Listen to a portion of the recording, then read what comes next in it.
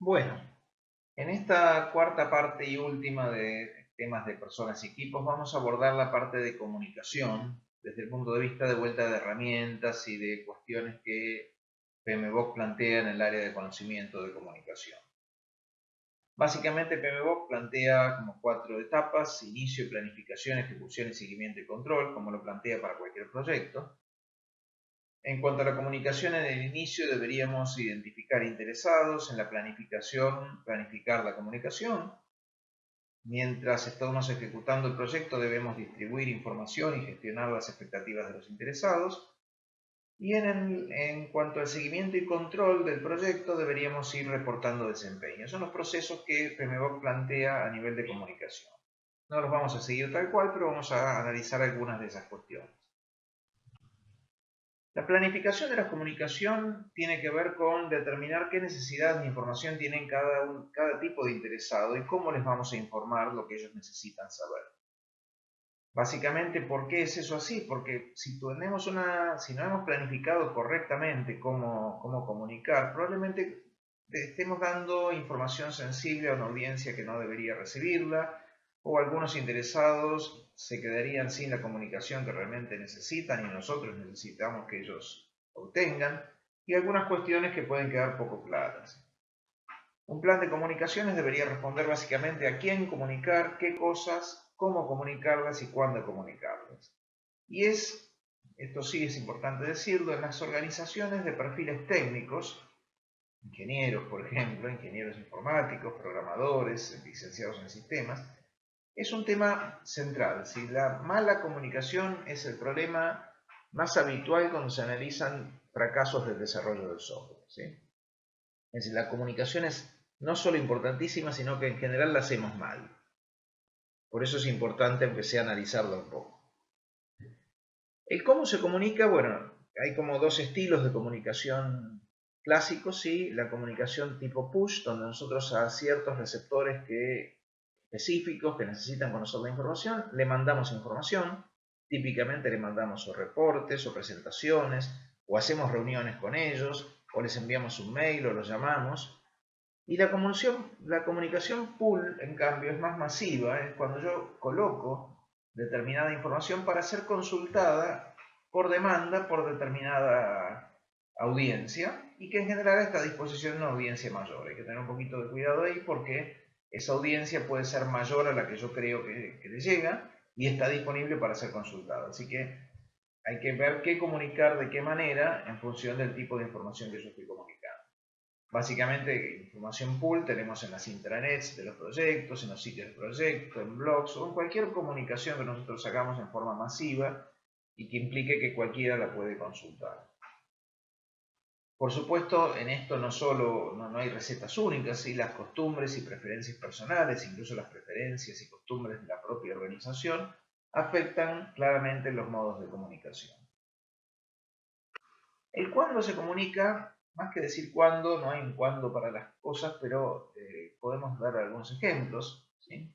El cuándo se comunica significa definir en qué puntos específicos del proyecto yo voy a comunicar. Por ejemplo, en hitos, cuando yo cumplo determinado hito, comunico. Cuando hay una aceptación del cliente, por ejemplo, yo comunico. Cuando hay el cierre de un proyecto, de una iteración, lo que fuera, yo comunico. Esas son situaciones en las cuales uno suele comunicar distintas cosas. Hay otras comunicaciones que no aplican en puntos específicos del proyecto, sino que son rutinarias. Por ejemplo, a diario, o en forma semanal, o en forma mensual, yo comunico distintas cosas en función de distintas personas o distintos roles. Insisto que esto es un ejemplo, así que simplemente está mostrando situaciones posibles que yo debería planificar cuándo comunicar. O a veces no son ni en puntos específicos, ni son en forma periódica, rutinaria, sino ante ciertos disparadores. Por ejemplo, yo puedo tener definido en mi plan de comunicación que cuando hay numerosos defectos, yo debería comunicar determinada cosa. O cuando el cronograma se atrase en un 20% o más, yo debería comunicar. Ese tipo de cosas son parte del plan de comunicación también. Aquí, por ejemplo, tienen un ejemplo, ¿sí? En el sentido de un ejemplo bien puntual, que dice: para control de calidad, qué es lo que tengo que comunicar, cuándo y a qué participantes, ¿sí? Arriba, bueno, ahí tienen, por ejemplo, cuándo diariamente, ¿sí? A las 15 horas hago una reunión o conference call de control de calidad entre desarrolladores y testers para analizar los defectos pendientes. Los participantes son la gente de desarrollo y la gente de control de calidad. Después tengo otra situación de comunicación, que es una vez por semana. Fíjense que las situaciones de comunicación pueden ser reuniones, puede ser un email, como en este segundo caso. Una vez por semana vamos a mandar un mail al desarrollador y al PM con un informe de reporte de cobertura de prueba, etcétera, etcétera. ¿Sí? Y defino, este es un plan de comunicación, ¿sí? Porque yo voy definiendo, ¿sí?, ciertas situaciones en las cuales tengo que comunicar. ¿Sí? Pueden ser, ya les digo, todo de forma planificada. Fíjense la última, dice cuando se requiera. ¿Sí? Entonces esa es una comunicación que yo defino qué estilo tiene, pero que no tiene no está pautado cuando se manda. Insisto, y hay comunicaciones que no tienen que ver con un día y una hora, sino más bien cuando se produce cierto evento, sea un evento propio del proyecto como una entrega, sea un disparador de un problema como una cantidad de defectos, lo que fuere. Así que ahí tienen algunos ejemplos posibles de un plan de comunicación. Comunicar básicamente es distribuir información del proyecto. Por lo tanto, pone la información relevante del proyecto a disposición de los interesados respectivos. Y decidir la distribución de la información debería incluir elegir el medio, ¿sí?, estuvimos hablando de eso recién, y además incluye desarrollar habilidades para administrar, facilitar reuniones y presentar material. Esto es fundamental. En general no tenemos estas habilidades. Como ingenieros no nos enseñan. ¿Sí? Tenemos que adquirir habilidades para presentar material, por ejemplo. Y hay gente que presenta muy mal, no sabe hablar frente al público. ¿Por qué? Porque nadie nunca le enseñó, nadie nunca le exigió hacerlo, porque es tímido, porque no le gusta. Bueno, como sea, vamos a estar en esa situación, por lo tanto está bueno, ¿sí?, tener que hacerlo. Y a mí en particular, por ejemplo, me gustaba la idea de compartir conocimiento con otros, pero era muy tímido para pararme frente al público. Entonces mis primeras clases de cuando yo era joven, es decir, yo tenía 21 años cuando empecé a enseñar, me costaba muchísimo.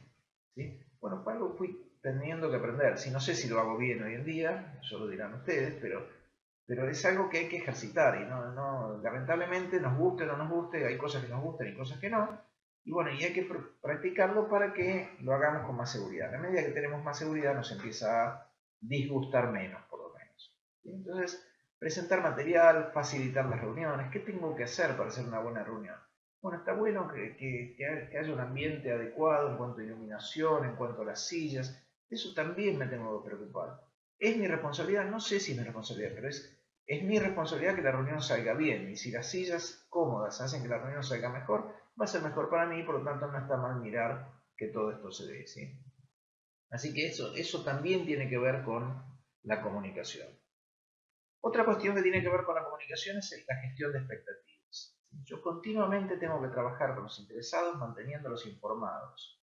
¿Sí? Todo el tiempo. Si son interesados es porque requieren información del proyecto, porque van a ser, como dijimos cuando hablamos de interesados en algún momento, van a ser afectados por el proyecto o sus consecuencias. Por lo tanto, mantengámonos informados, trabajemos continuamente. ¿Sí? En la medida que nosotros manejemos bien las expectativas, nuestro proyecto va a salir mejor. Va a haber menos sorpresas para los interesados y en ese sentido todos vamos a estar mejor orientados. Esto no lo vemos en la práctica de esta materia, pero tenemos una materia especial, una materia que se llama Taller de Desarrollo de Proyectos 2, donde trabajamos, yo esto ya se lo conté, donde trabajamos con un proyecto real y tal vez lo más importante de lo que se ve en la materia, no es lo único ni mucho menos, es una parte de la materia, pero la gestión de expectativas y la comunicación es el gran tema de esa materia, es el tema en el cual los alumnos se ven en problemas en general porque no lo han practicado antes, porque nunca les tocó en un proyecto real tener que gestionar expectativas. Y la primera vez que se encuentran con un tema de tener que enfrentar la gestión de expectativas es en esa materia. Por eso es interesante esa materia y por eso es interesante ese tema en esa materia. Porque como muchas de estas cosas se aprenden por la práctica y no leyendo, entonces bueno, la práctica es lo que les da la posibilidad de enfrentarse con esos problemas. Por otro lado, no todo se puede planificar y hay problemas que hay que abordarlos a medida que se presentan. Hay que ir advirtiendo riesgos y formas de atenuar riesgos y para eso también hay que gestionar a los interesados y hay que verificar ¿sí? Esto no es menor, no es solo cuestión de decir, ah, bueno, este debe querer saber tal cosa, entonces yo le di esa información, entonces debe estar satisfecho. No, no, el debe estar no sirve, sino que hay que verificar que estén satisfechas las expectativas de los interesados. Una cuestión también muy importante en cuanto a qué información dar a los interesados es la comunicación del desempeño del proyecto. ¿Sí? Bueno, esto lo hemos visto cuando vimos indicadores, pero los indicadores del proyecto tienen que ser tales que nuestros interesados los comprendan. Tal vez ahí tienen un indicador de valor ganado, sí, pero tal vez no todos los interesados entiendan valor ganado y por lo tanto habrá que hacer indicadores distintos para interesados distintos. Si quién debe hacerlos, por qué, a qué costo hay que hacerlos, bueno, habrá que definirlo, pero de alguna manera todos los interesados tienen que estar entendiendo. No puedo dar indicadores que solo entiendan ingenieros o indicadores que solo entiendan el interesado que es el product owner. Si yo necesito, o perdón, si los interesados necesitan y es bueno para el proyecto que conozcan ciertos indicadores, se los tengo que presentar de una forma tal que ellos los comprendan y esté seguro yo de que están entendiendo bien lo que yo les estoy mostrando. Hay muchos informes posibles que se pueden mandar de distintos tipos de interesados, un informe de avance, un informe de estado, un pronóstico. ¿Sí? Tiene mucho que ver con lo que vimos cuando vimos indicadores. El informe de avance básicamente sirve para describir lo que logró el equipo de trabajo en el periodo de tiempo que corresponda. El informe de estado me dice cómo está el proyecto, ¿sí? Ahí también valor ganado, recién es un típico informe de estado, me dice cómo estamos en el proyecto en un momento dado, ¿sí? Que no es lo mismo que el de arriba. El de arriba habla más de logros y el segundo habla de cómo estamos. Yo puedo haber logrado algo pero estar atrasado, o puedo haber logrado algo y estar contra bien en tiempos y costos, y bueno, todas esas cosas se van viendo en el informe de estado. Mientras que un informe de pronóstico, y esto hay que tener muchísimo cuidado, pero un informe de pronóstico lo que intenta, de alguna forma dice en el informe, cuál va a ser el avance futuro del proyecto. O sea, basado en la información que yo tengo y las tendencias que veo, digo, bueno, pienso que este proyecto va a estar terminado para el 20 de junio, por decir algo. Está perfecto eso, hay que tener cuidado en cómo se dice, ¿sí? Como siempre el tema de comunicación, estamos viendo comunicación ahora, pero lo hemos visto en todos los temas previos de la materia, ¿sí? Es decir, una estimación hay que saber comunicarla, un pronóstico hay que saber comunicarlo, un indicador hay que saber comunicarlo.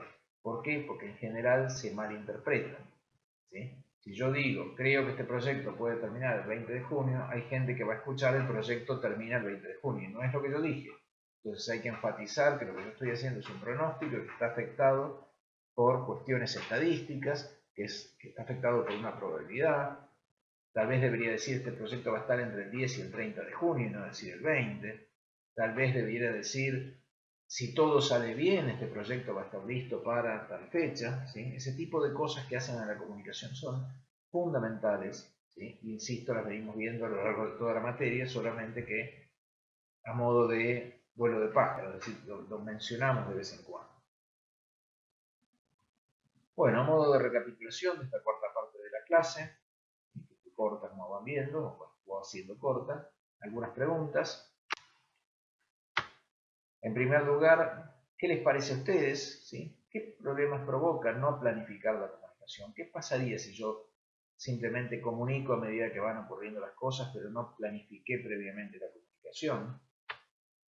¿Para qué les parece que sirve un informe de avance y a quiénes debería ir dirigido?